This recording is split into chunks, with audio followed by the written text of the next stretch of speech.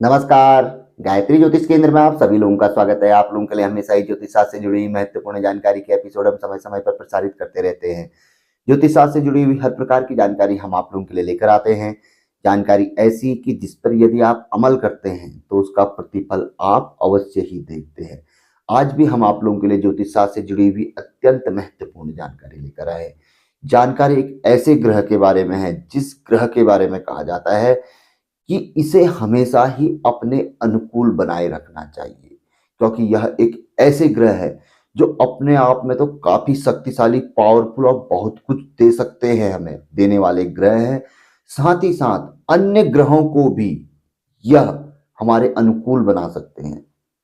उनसे उनका जो फल है जो हमें प्राप्त होना चाहिए, यदि वह नहीं दे रहे हैं तो ये अकेले ऐसे ग्रह हैं जो हमें वो फल दिलवा सकते हैं। ये कोई अन्य ग्रह नहीं, कोई और ग्रह नहीं, ये है बुध ग्रह, जिन्हें बुद्धि का दाता, विद्या का दाता, व्यापार का दाता, संतान का दाता और विशेष तौर पर जीवन में जो सबसे जरूरी चीज है, शांति, उसका दाता कहा जाता है। तो बुध ग्रह को कभी भी हल्के में नहीं लेना चाहिए, क्योंकि अक्सर देखा जाता है, वैसे ज्योतिषी लोग कभी भी बुध ग्रह को हल्के में नहीं लेते हैं। बुध ग्रह है, बृहस्पति ग्रह है, चंद्रमा है, ये ग्रह ऐसे हैं कि जिन्हें कभी हल्के में नहीं लिया जाता है।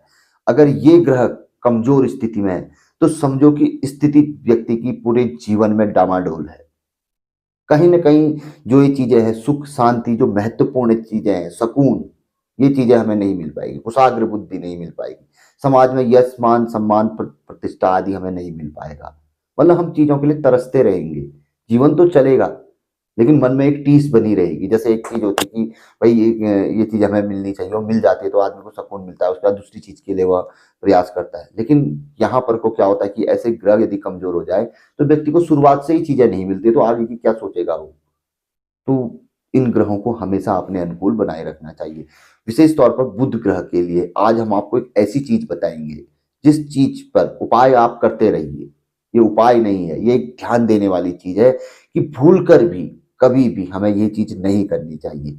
इससे क्या होगा, अगर हम ये चीज करते भी बताएंगे हम आपको कि यदि बुध ग्रह बहुत अच्छी स्थिति में है हमारी जन्म कुंडली में और अच्छा फल दे रहे हैं तो एकाएकी वह रुष्ट हो सकते हैं और शुभ फल को वह रोक सकते हैं, कमी कर सकते हैं। और कहीं ना कहीं हमें, जो अगर वो शुभ फल में कमी करेंगे तो कहीं ना कहीं अशुभ फल की वृद्धि होगी, कहीं ना कहीं उनका कोई फल कम हो जाएगा तो उसका नुकसान हमें अवश्य उठाना पड़ेगा, यानी कि हानि उठानी पड़ेगी। और दूसरा, यदि रुष्ट है और हम कोई उपाय कर रहे हैं और यहाँ पर कोई ये गलतियां करते हैं तो समझ लीजिए कि फिर तो कोई भी उपाय करें तो बहुत कम चांस है कि वह हमसे प्रसन्न होंगे। तो आखिर क्या है ये चीज? देखिए, बुध ग्रह का जो वर्ण है वह हरा वर्ण है।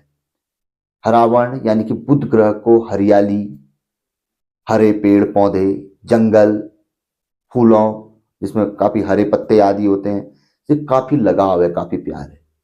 माना भी जाता है जिसका बुध ग्रह मजबूत होता है ऐसा व्यक्ति जंगल, फॉरेस्ट, वन विभाग आदि में काफी अच्छा नाम करता है, वहां पर कोई अपना रोजगार आदि करता है, उस क्षेत्र में सफलता प्राप्त करता है।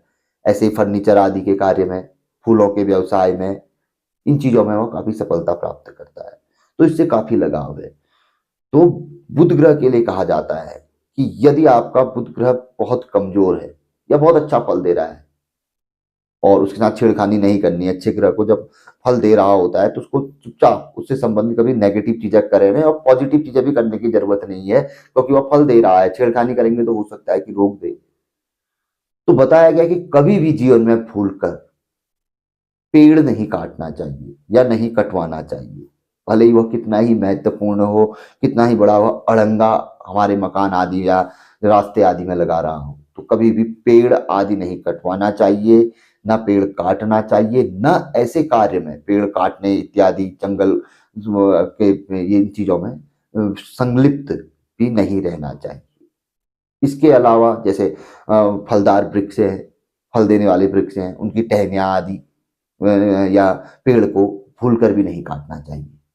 इसी तरीके से फूल है, फूल के कली है, कली आई है, उसमें फूल नहीं बनाया, ऐसी कलियों को तोड़ना नहीं चाहिए, इससे भी बुध ग्रह रुष्ट होते हैं, क्योंकि उसमें पत्तियां होती है। तो कई ऐसी चीजें बताई गई है कि विशेष तौर पर जंगल से संबंधित व्यक्ति को हो सके तो पेड़ लगाने चाहिए। फूलों के पेड़ लगाइए, फलदार वृक्ष के पेड़ लगाइए, छायादार वृक्ष के पेड़ लगाइए, चारेदार वृक्ष, जिससे कि जानवर, क्योंकि बुध ग्रह का संबंध गौ माता से भी है, हरा चारा आदि, तो वो ऐसे पेड़ लगाइए। वर्ष में कोशिश करिए कि 2-3 पेड़ लगा लीजिए। जब आपकी राशि में बुध जाते हैं, साल भर में एक बार तो जाते हैं, जिस समय पे राशि में जा रहे हैं या स्वराशि में बैठ रहे हैं, जहां जन्म काल में बैठे हुए थे, उस अवधि में लगाइए। अरे बुध ग्रह का चमत्कारिक प्रतिफल देखने में आपको आएगा। और भूल कर भी ऐसी चीजों से कभी पेड़ काटना नहीं चाहिए, नहीं कोई टहनी आदि इस तरीके की, जिससे कि पता है कि आगे को फल आएगा या उसमें फूल आएगा या कोई उससे लाभ मिलेगा किसी को, तो ऐसी टहनी आदि भी नहीं तोड़नी चाहिए, नहीं तोड़वानी चाहिए। और नहीं ऐसे कार्यों में संलिप्त रहना चाहिए। हाँ, कोई व्यवसाय कर रहा है तो वो तो ठीक है, उसके अप्लाई आदि वो अलग चीज है, लेकिन जहाँ पेड़ काटना ये चीज है, तो ये बहुत बड़ा पाप और महापाप, वो भी बुध ग्रह की स्थिति में। यदि बुध ग्रह बहुत ही खराब स्थिति है तो समझ लीजिए कि अति खराब फल और देंगे। बहुत अच्छा फल दे रहे हैं तो वो फल रोक सकते हैं। तो इस चीजों को वैसे भी नहीं करना चाहिए, लेकिन फिर भी बहुत से लोग जाने अनजाने में संलिप्त हो जाते हैं, कहीं पर अपने मुनाफे आदि के लिए, कहीं पर अपने बाग बगीचे में इस तरीके के करते हैं। तो ये चीजें करवा लीजिए आप, भले ही आपको कभी छटनी आदि करवानी होती है पेड़ों की अपने बगीचे आदि में, तो बुधवार को छोड़ते हुए आप किसी अन्य वारों में किसी माली आदि के माध्यम से करवा सकते हैं, लेकिन स्वयं ना करें अगर बहुत महत्वपूर्ण हो तो।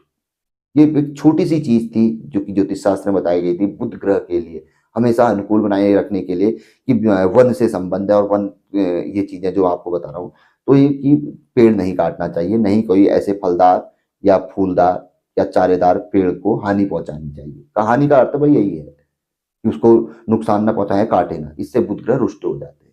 लेकिन मैंने आपको बहुत डीपली, बहुत विस्तार पूर्वक आपको मैंने ये जानकारी समझाई, ताकि मतलब आपको कोई कंफ्यूज आदि ना रहे।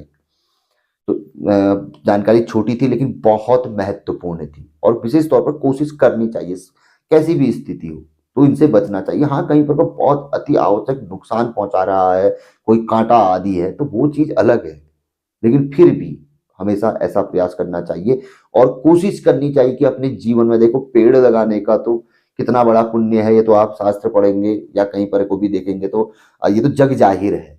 जैसे पानी पिलाने का, प्यासे को पानी पिलाने का, देखो जिसमें गर्मी होती है, आदमी अगर धूप में चल रहा हो तो उसको पेड़ क्या राहत देता है वो वही व्यक्ति जानता है। तो जिसने वो पेड़ लगाया होगा तो समझ लीजिए कि उसको कितना बड़ा पुण्य प्राप्त होगा।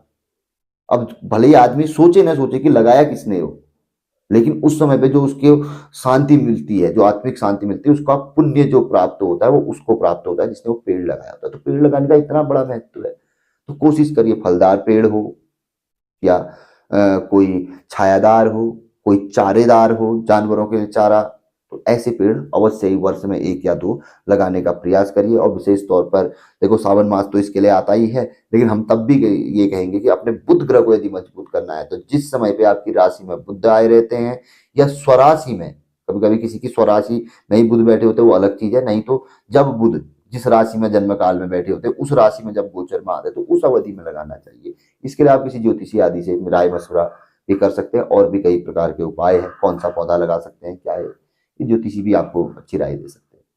तो फिलहाल ये जानकारी काफी अच्छी थी, पसंद आए तो जरूर आगे बढ़ाकर शेयर कर सकते हैं, क्योंकि जानकारी छोटी रहती है लेकिन हम थोड़ा लंबे और बहुत अच्छे तरीके से समझाने का प्रयास करते हैं, ताकि आप लोगों को कोई दिक्कत ना आए, कि आप लोग को फोन करने की जरूरत ना पड़े।